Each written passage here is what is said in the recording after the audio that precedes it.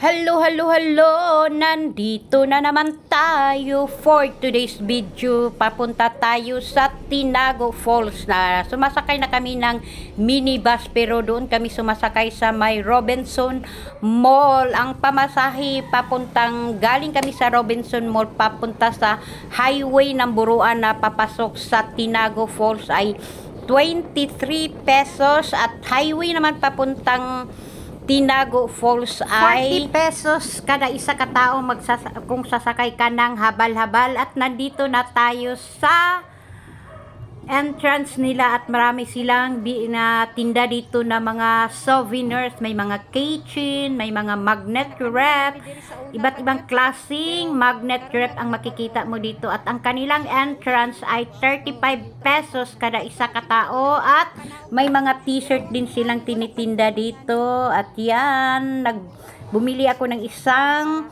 magnet dyan nga para souvenirs din naman. At tayo ay pupunta na tayo doon sa unahan kasi may naghihintay sa amin na ano bang tawag dyan, mag-demonstrate kung ano ang gagawin mo doon sa baba. At before tayo makaabot doon ay picture muna tayo dito, posing naman tayo dito. At pagkatapos nito ay may nakita kaming nagsasayo dyan sa daan kasi mga yan siguro nagsushooting. At nandito na tayo sa babae.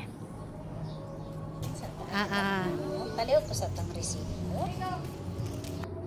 Pero pwede rasad mo butabok dito, wala ka to siya bayad. Ano na kita local guide mo kuyo ganin dito sa silong para mag-assist sa inyo ug labaw sa tanan maghipo sa inyo mga basura kay bawal ta maglabay og basura bisan asa. Sikin sa katong masakpan nga maglabay og basura pagsaka nila magbayad sila og multa. Ang atong local guide dinhi na ay bayad nga 200 pesos kada usa kanila kay ila usab ning panginabuhi para sa ilahang pamilya. Once again, maayong hapon visitors from Bukidnon, mabuhay ang katong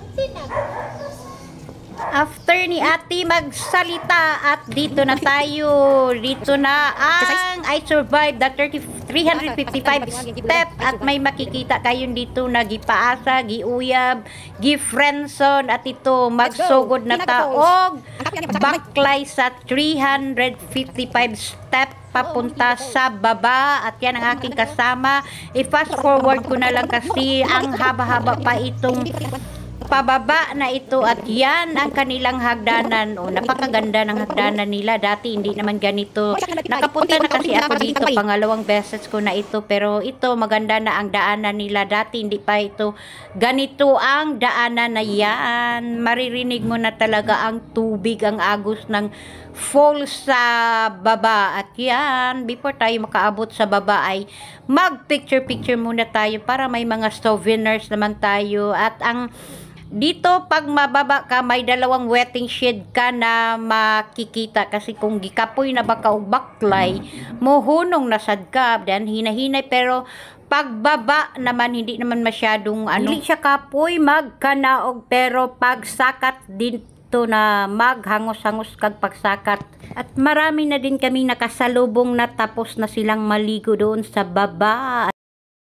Pasensya Tagalog or Bisaya ako kasi may mga followers din naman akong Tagalog, hindi sila makaintindi kaya Bisaya Tagalog tayo dito. At yan, kakayanin mo, ginusto mo yan. At yan, nandito na tayo, makikita na natin ang falls sa baba at marami din namang naliligo. At yan, madungog na yun nato ang ragasa sa tubig. At dito pagbating natin dito, ang kanilang table dyan ay 200 pesos ang rent. Kapag magre-rent ka din ng life jacket ay 25 pesos. Dalawa ang daan dito, yung sa isa doon sa ibaba may isang entrance na kung doon ka sa Linamon hihinto doon sa may kabila may entrance din. At dito ka sa Buruan, dito din kami sa Buruan.